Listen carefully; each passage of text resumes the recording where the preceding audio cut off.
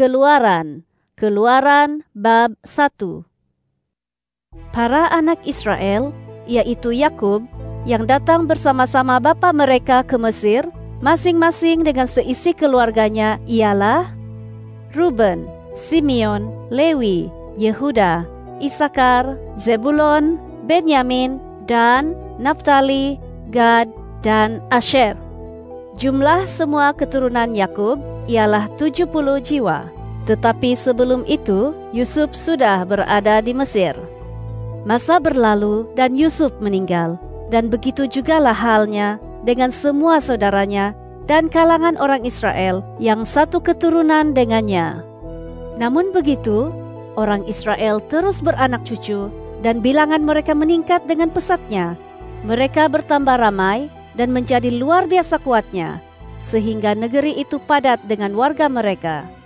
Kemudian, seorang raja baru yang tidak kenal akan Yusuf memerintah kerajaan Mesir. Dia berkata kepada rakyatnya, "Lihatlah, betapa rakyat orang Israel ini menjadi teramat ramai dan lebih kuat daripada kita. Mari kita cari akal mengatasi mereka. Jika tidak, mereka akan terus bertambah ramai. Dan jika berlaku perang, mereka akan bersekutu dengan para musuh kita, lalu berperang melawan kita dan meninggalkan negeri ini." Maka warga Mesir melantik tukang kerah atas orang Israel untuk menindas mereka serta menjadikan mereka buruh paksa. Mereka membangunkan kota perbekalan, yaitu Pitom dan Ramses untuk Firaun.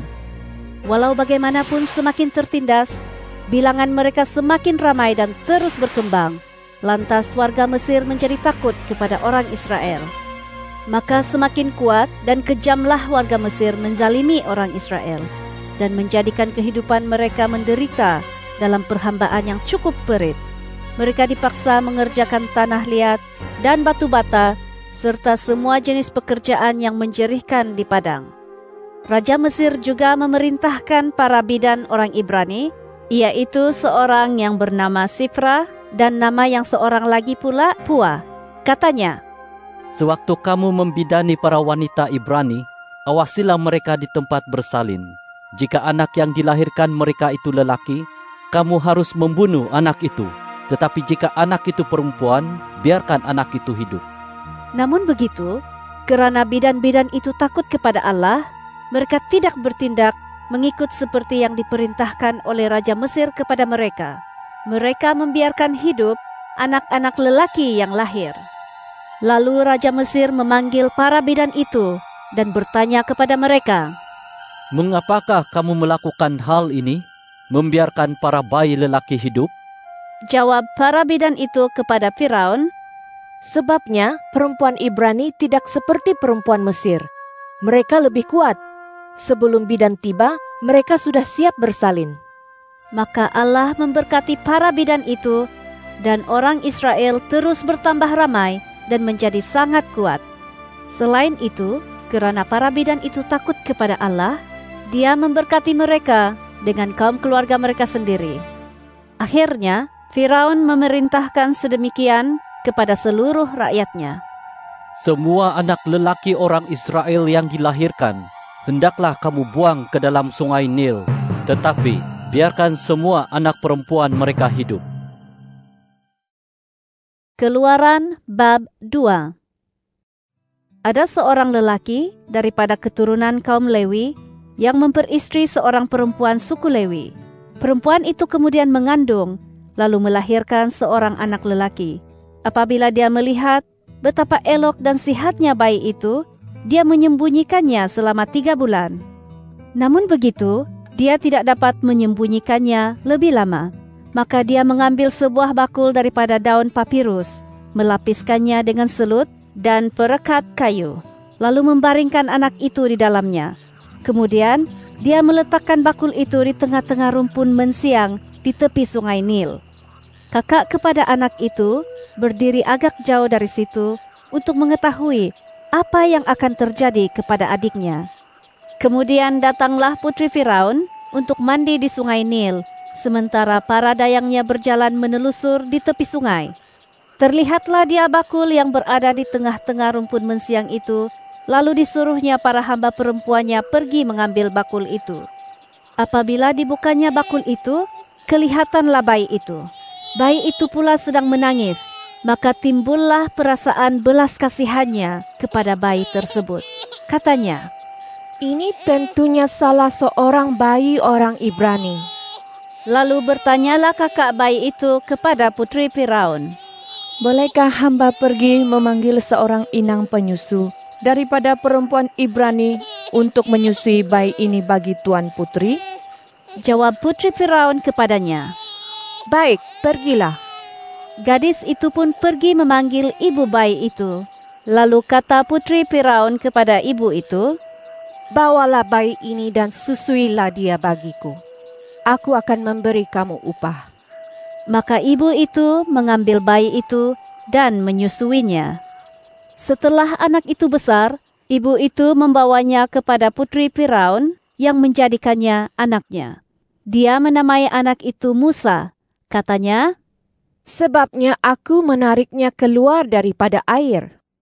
pada suatu hari, apabila Musa sudah besar, dia keluar untuk bersama-sama para saudara sebangsanya dan melihat bagaimana mereka menanggung beban sebagai buruh paksa.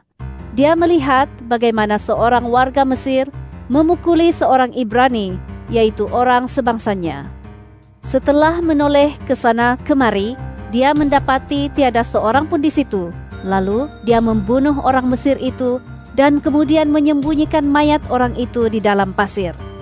Ketika dia keluar lagi keesokan harinya, dia melihat dua orang Ibrani sedang berkelahi. Bertanyalah dia kepada orang yang bersalah, "Mengapakah kamu memukul rekan sebangsa denganmu?" Jawab orang itu, "Siapa yang menjadikan kamu pemerintah dan hakim kami? Adakah kamu berniat membunuhku sebagaimana kamu membunuh warga Mesir itu?" Maka Musa menjadi takut dan berpikir, Pasti kejadian itu sudah diketahui orang. Firaun yang terdengar hal itu pun berikhtiar untuk membunuh Musa. Namun, Musa sempat melarikan diri daripada Firaun dan tiba di tanah Midian. Lalu tinggallah dia dekat sebuah perigi di tempat itu. Di Midian, ada seorang imam yang mempunyai 7 orang anak perempuan. Para perempuan itu datang untuk menimba air dan mengisi palung-palung untuk memberikan minum kepada ternakan domba ayah mereka. Tetapi para gembala datang mengusir mereka. Lalu Musa bangkit menolong mereka dan memberikan minum kepada kawanan ternakan domba mereka. Apabila mereka kembali kepada Reuel, ayah mereka, Reuel bertanya, "Mengapakah kamu pulang cepat hari ini?" Jawab mereka, Ada warga Mesir yang menolong kami daripada gangguan para gembala. Bahkan dia menimba air berlimpah-limpah untuk kami dan memberikan minum kawanan ternakan domba kita. Katanya kepada anak-anaknya, "Di manakah orang itu? Mengapakah kamu tinggalkan dia? Ajaklah dia untuk makan." Musa bersetuju untuk tinggal di rumah orang itu. Lalu orang itu memberikan Zipora, anaknya, untuk diperistri oleh Musa. Perempuan itu melahirkan seorang anak lelaki. Lalu Musa menamainya Gersom, kerana katanya, "Aku telah menjadi seorang pendatang di negeri asing." Tempo masa yang panjang itu menyaksikan kemangkatan Raja Mesir. Orang Israel masih berkeluh kesah kerana diperhamba sedemikian teruk. Maka berseru-serulah mereka, hingga doa dan teriakan mereka mengenai perhambaan itu sampai ke hadirat Allah. Allah mendengar keluhan mereka dan mengingati perjanjiannya dengan Abraham, Ishak, dan Yakub. Allah melihat betapa orang Israel menanggung segala penganiayaan itu, dan Dia tahu akan keadaan mereka. Keluaran bab 3. Sewaktu Musa menggembala kawanan ternakan domba kepunyaan ayah mertuanya Yitro, imam di Midian, dan dia menggiring ternakan itu ke daerah paling hujung di gurun, lalu ke gunung Allah, yaitu Horeb. Lalu malaikat Tuhan menampakkan diri kepadanya dalam api bernyala di tengah-tengah sebuah belukar. Maka Musa melihat api menyala-nyala di tengah belukar itu, walhal api itu tidak memakan pun belukar itu. Pikir Musa, Elok juga jika kulihat dari dekat, mengapakah belukar itu tidak terbakar? Apabila Tuhan melihat Musa menghampirinya, Allah pun berseru kepadanya dari tengah-tengah belukar itu. Firman-Nya, Musa, Musa. Lalu dia menjawab, "Ya, aku ada di sini." Allah berfirman, Jangan datang lebih dekat. Tanggalkan kasutmu dari kakimu, kerana tempat kamu berdiri itu tanah suci. Firman-Nya lagi, Akulah Allah ayahmu, juga Allah Abraham, Allah Ishak, dan Allah Yakub.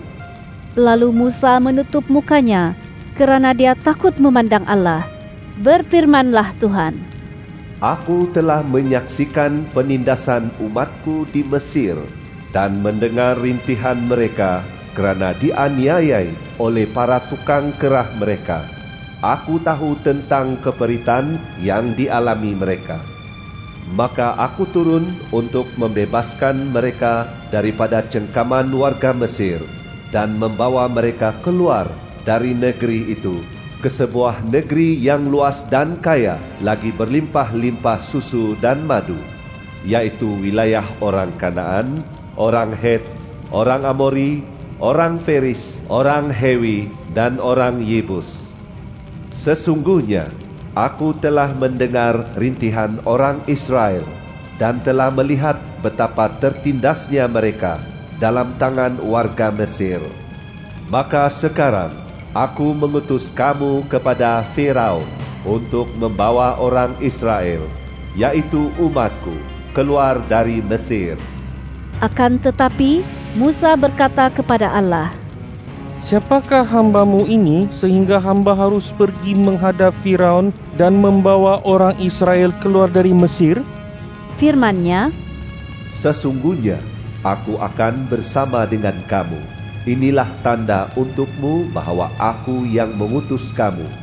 Apabila kamu telah membawa orang Israel keluar dari Mesir, kamu akan beribadat kepada Allah di gunung ini.